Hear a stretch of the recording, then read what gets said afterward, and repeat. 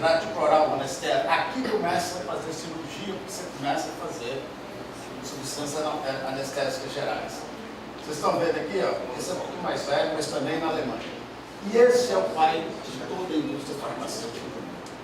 Esse senhor alemão aqui, Koech, ganhador do Prêmio Nobel, médico, que fez todo o princípio da indústria farmacêutica ao fazer esse uma substância só vai atuar no organismo se ela tiver um álcool. Esse álcool é aqueles receptores que eu mostrei. E ele, nessa época, era muito morria de sífilis. A maior, além da malária, a Europa, tudo era sífilis. O que ele fez?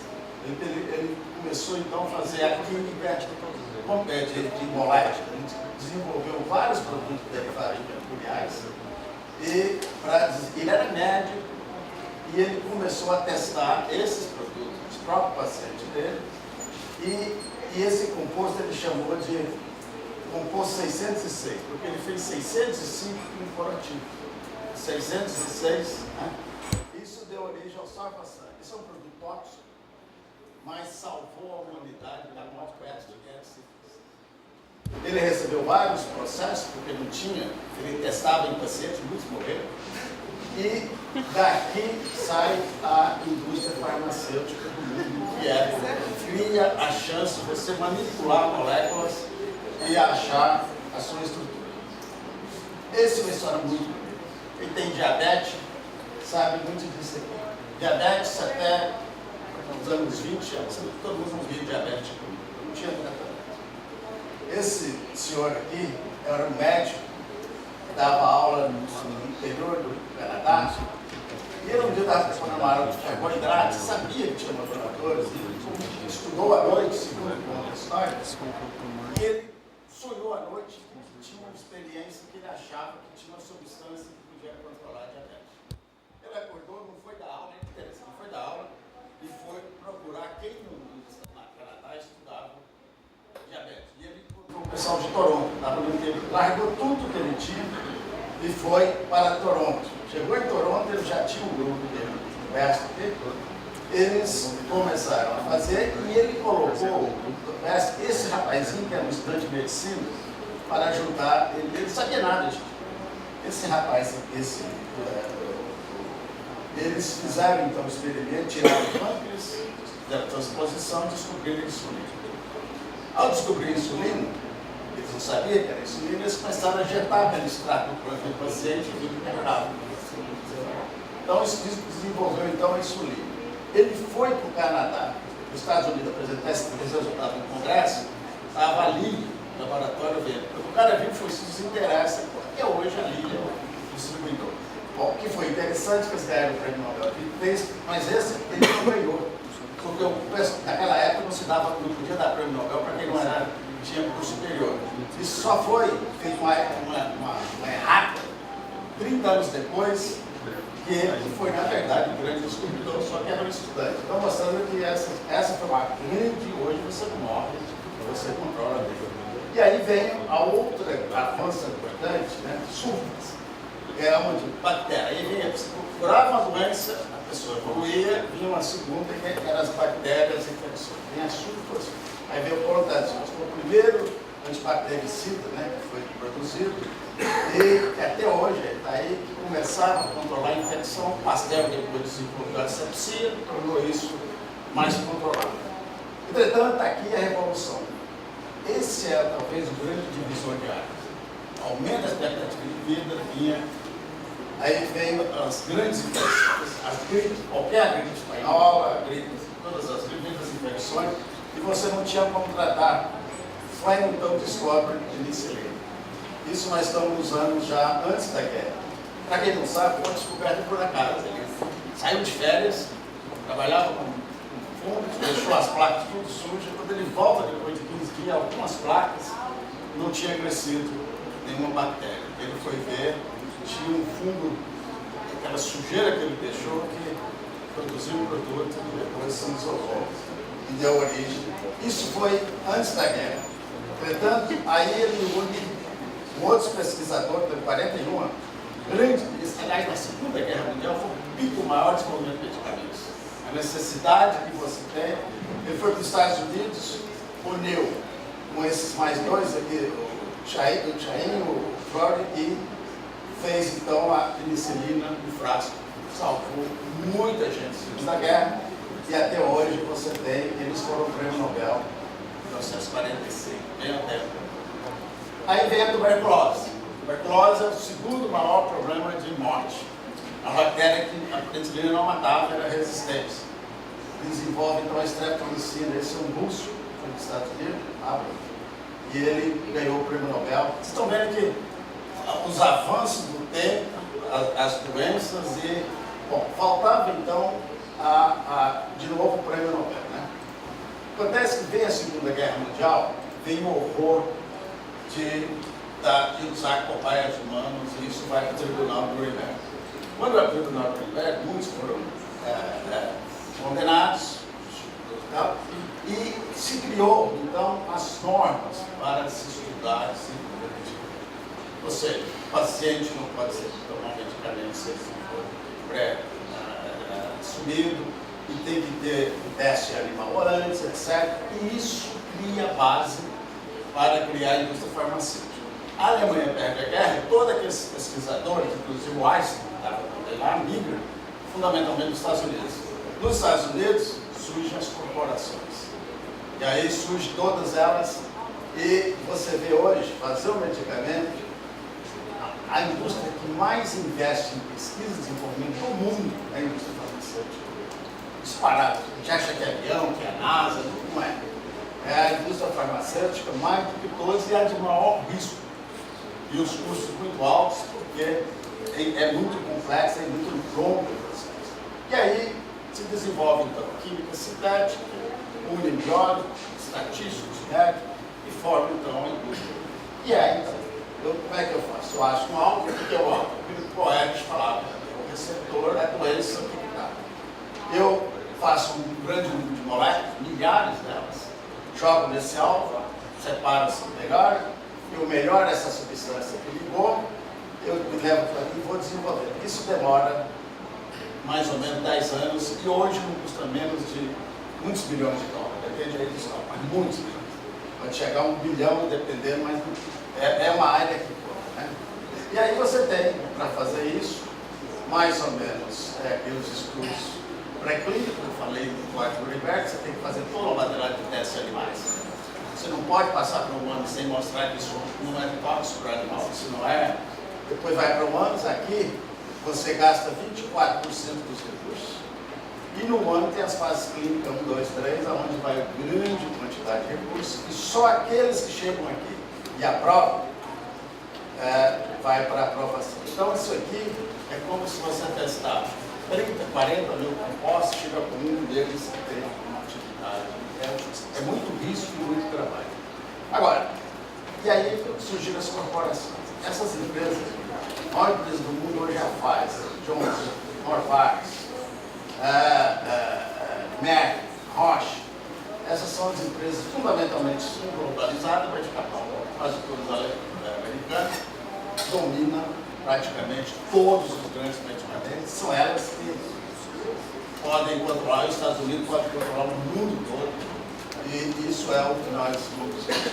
Esse mercado, ele vai da ordem de $1 trilhão. Você vê que está falando de coisa menor, né? O farmacêutico é o maior, mas reagentes, vacinas, também.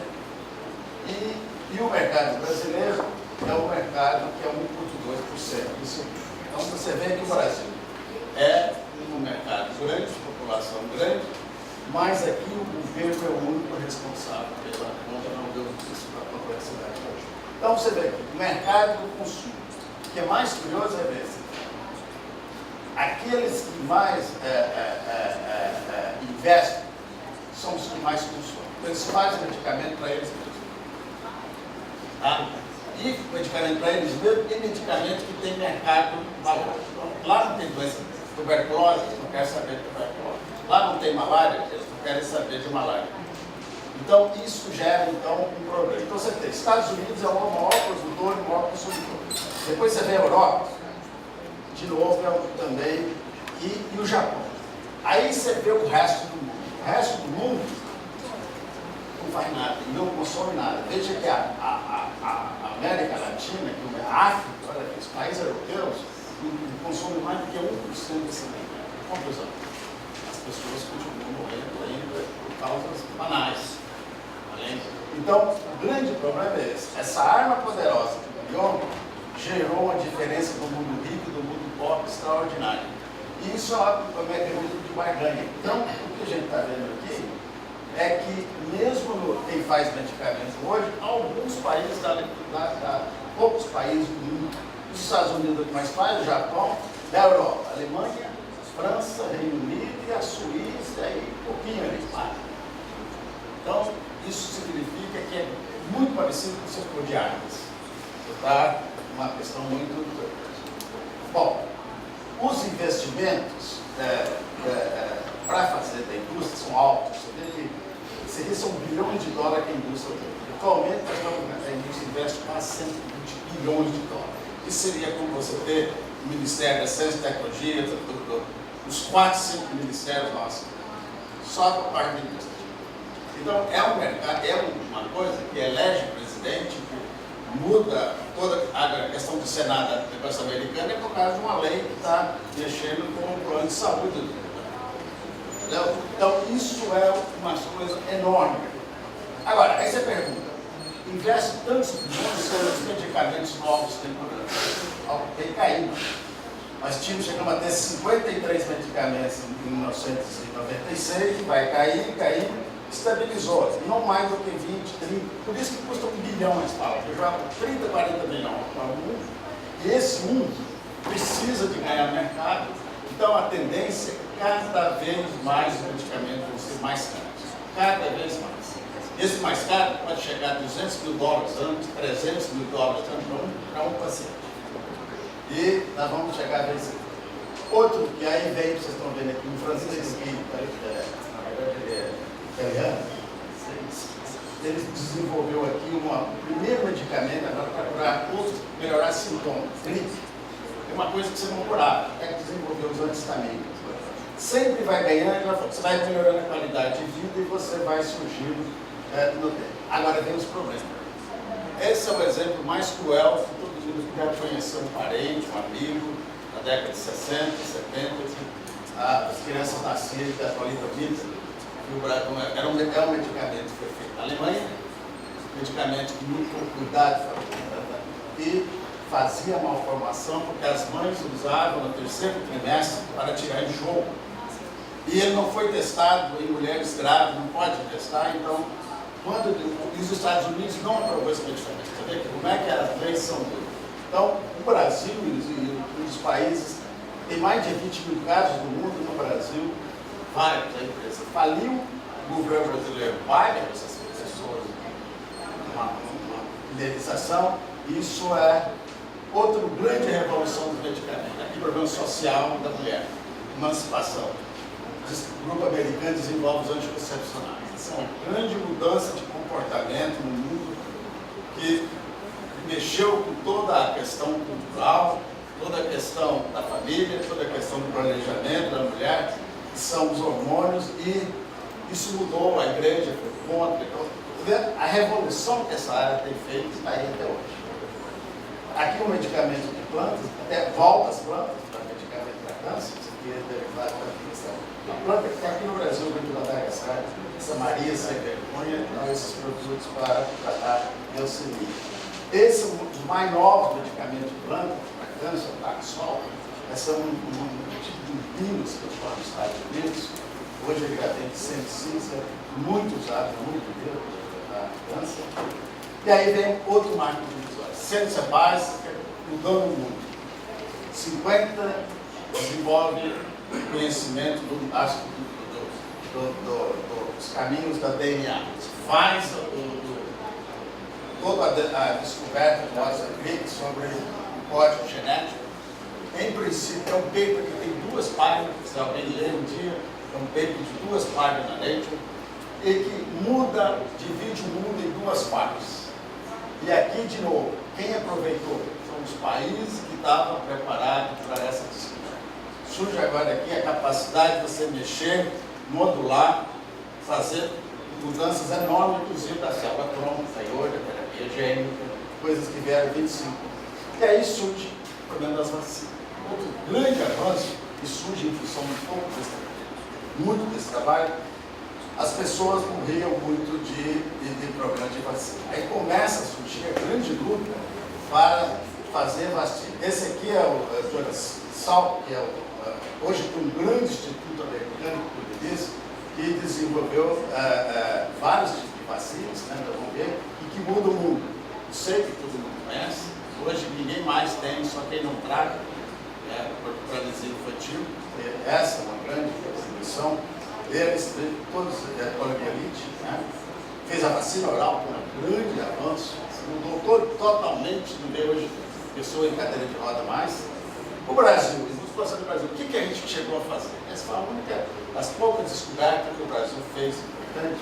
O seu grupo de Ribeirão Preto, Sérgio Ferreira, eles estavam estudando serpente ou biodiversidade, e o Sérgio Ferreira fez uma tese com o Maurício Silva, estudando um peptídeo liberado do veneno de araca, a bradicinina, e eles descobriram essa ação desse veneno aqui. Agora, veio a revolução, nem tudo veio para mal. O Sérgio teve que ir para Londres, e em Londres ele levou o veneno. Ele já chegou em Londres, o John Vane, que ia ser prêmio Nobel, era consultor da Scrip, e sabia da relação que tinha, pegou o veneno, o Sérgio tinha levado, levou para a Scrip e desenvolveu lá um antipertensivo, que é o esse grupo de substância vende hoje 4 bilhões de dólares. Aqui deve ter muita gente que toma, e outras coisas. Toda a pesquisa básica que foi feita no Brasil e, de novo, de nossas universidades. Claro que isso é um trabalho importante, né? Aqui mais a úlcera, quem tinha úlcera no passado já não é mais um problema, desde que descobre esse metidina, anti-úlcera. Todo mundo ia para a cirurgia quando tinha qualquer problema de úlcera, até essa data aqui, fazia cirurgia retal, hoje você trabalha.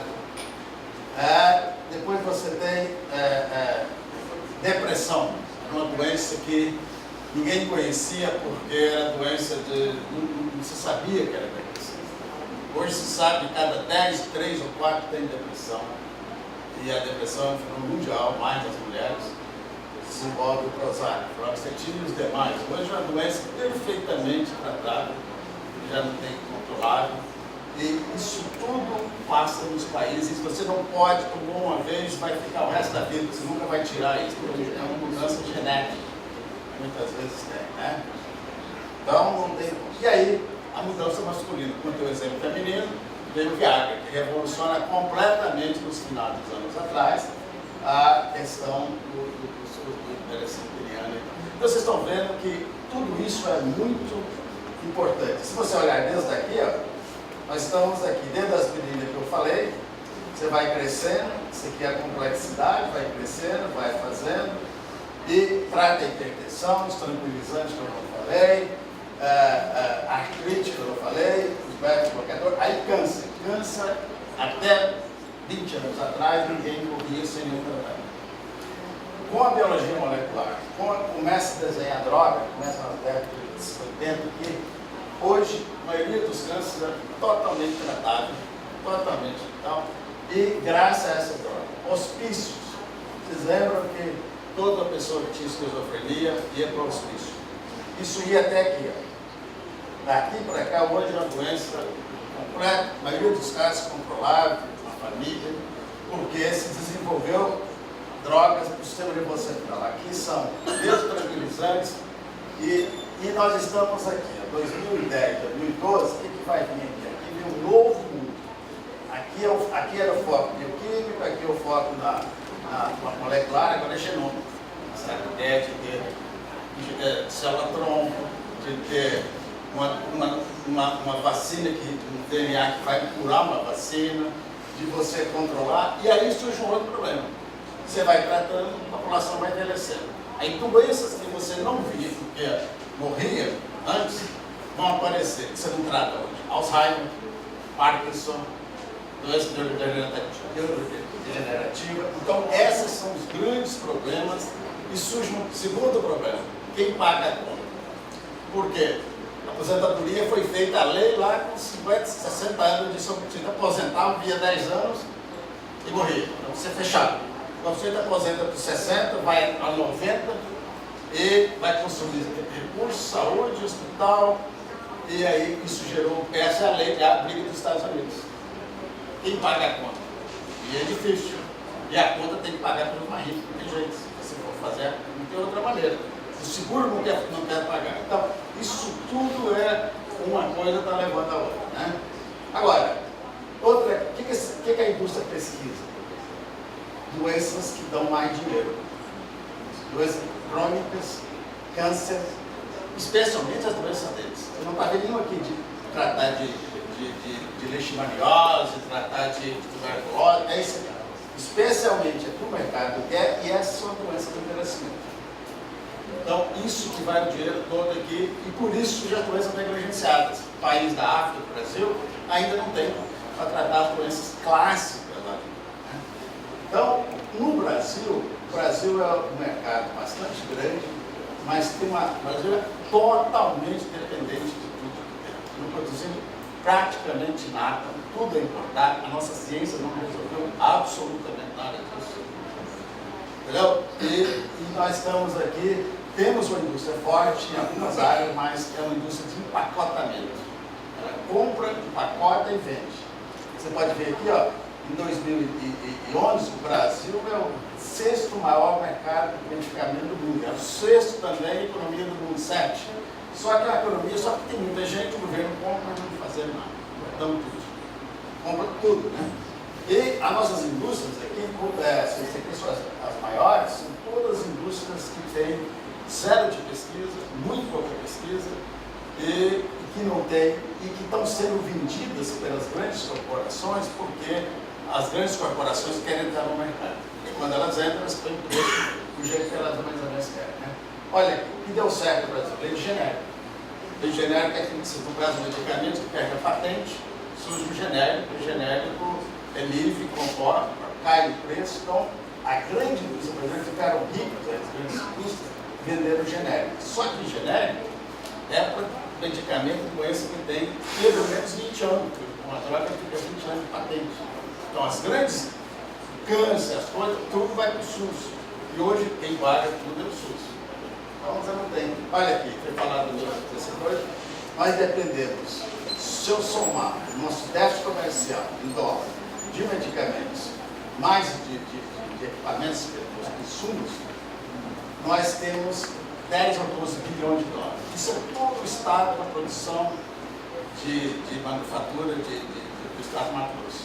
O estado de Mato Grosso inteiro trabalhando, com as pessoas exportando toneladas para você comprar. E aqui é uma compra, um medicamento custa muitas carretas de soja.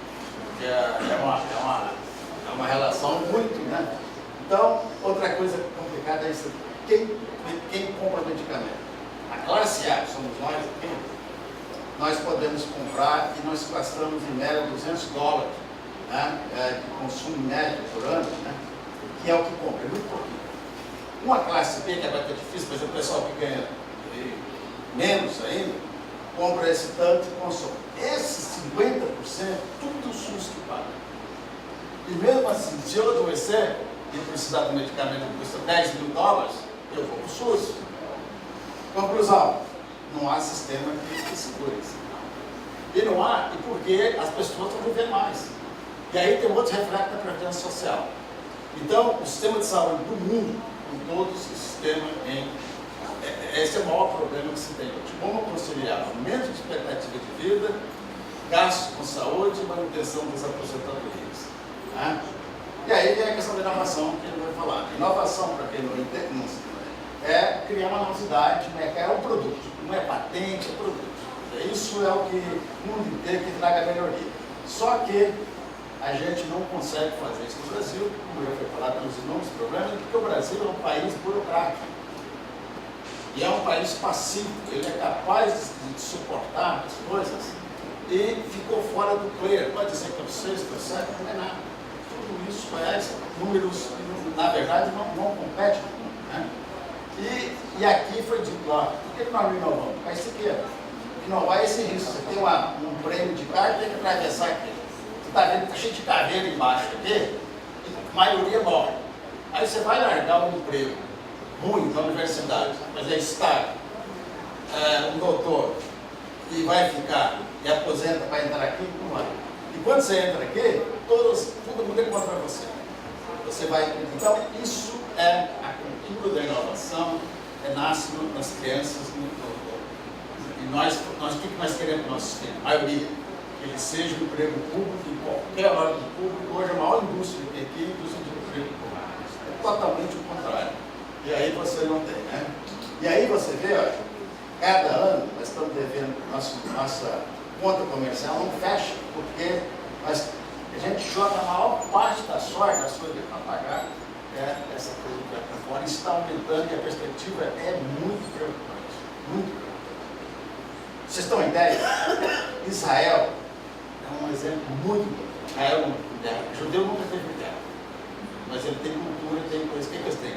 A inovação. Tem 8 milhões de habitantes, 7 anos. É o segundo maior país startup, tem 4 mil startups, tem 100 fundos de capital de risco, as 4 mil, e as maiores, olha aqui, a maior concentração de PhD no mundo é engenheiro. Então, tudo que fizeram faz medicamento, faz tudo. Quer dizer, aí a necessidade é que faz as coisas. Isso aqui é a Nasdaq. Você pega aquelas empresas que tem lá nos Estados Unidos, ganha dos Estados Unidos o número de empresas que tem na Bolsa de Valores de inovação. Então, mostrando que isso é um problema cultural, né? No Brasil, agora vem a febre das patentes. Patente não quer dizer nada, é um péssimo negócio. Fazer patente é só para quando a universidade permite e acha que vai fazer patente, isso é um negócio pouco. Porque patente é como você submete um trabalho para publicação e não sabe se você vai publicar nunca. E é aplicação do programa. Você faz uma patente e tem que manter a todos os anos em vários países e não tem quem compra. Como ela dura 20 anos, 8 anos, se você demorar 5, 6 anos para negociar, é um problema para ficar procurando. Então, isso aqui começa. Como as empresas que fazem patente, começam a universidade a fazer.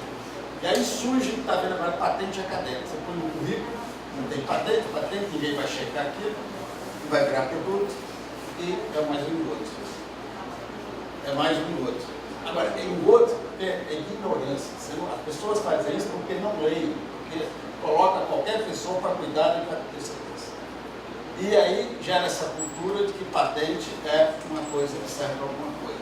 É claro que a patente mede produto. Os países que são inovadores fazem patente, mas eles já estão desenvolvendo. Agora, patente por fazer não ajuda nada.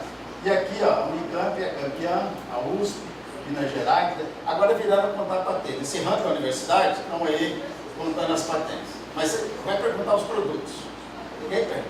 Né? Então, essa é aqui, isso aqui é um gráfico meu. Você divide o número de papers por patente. O Japão faz 3 papers por uma patente. Os países desenvolvidos, todos, o mundo, faz 10 papers por paper. Você vai chegando nos menos desenvolvidos, a China está mudando, olha aqui, nós estamos aqui. Isso não vai mudar, podemos fazer mais. O problema não é fazer patente. Essa é a cultura. É que esses caras fazem a melhor ciência do mundo. Então, na verdade, eles fazem inovação porque fazem uma ciência de alto nível que nós estamos longe de fazer. Né? Eu vou passar. E aqui vem a outra coisa. Né? Os medicamentos biológicos. Esses que tratam disso. Surgiu, o primeiro foi a insulina, depois está surgindo. Hoje tem mais de 200 medicamentos de biotecnologia produzidos, são extremamente práticos. São esses medicamentos que vocês usam, todo mundo usa para curar todas as doenças reumatismo, doenças autoimune, câncer. Tem medicamento aqui, em média eles custam 2 a 5 mil dólares por cada injeção de cada vez. E cada vez mais o SUS está levando isso para lá.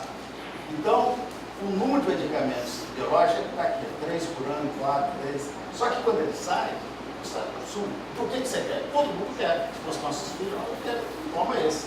E aí vai para o SUS tem que pagar isso. Então, esse é outro problema, e agora surgem os genéricos desses medicamentos. O Brasil quer fazer, mas isso é uma tecnologia extremamente... Olha aqui, ó, começa a vencer todas as patentes agora desses medicamentos, e o Brasil quer fazer, mas aí é um negócio complicadíssimo, porque nós não temos gente, Nós temos doutor não quer dizer nada nessa área. Doutor, aqui precisa de gente que sabe fazer ciência aplicada, conhecimento, e então, por isso e outras coisas mais, o governo resolveu estimular alguns centros de desenvolvimento de medicamento no Brasil. E me convidou para gerenciar um desses centros. Tem um aqui, tem um no Rio, Frutuoso, no Nordeste, um em São Paulo, lá no centro, e a gente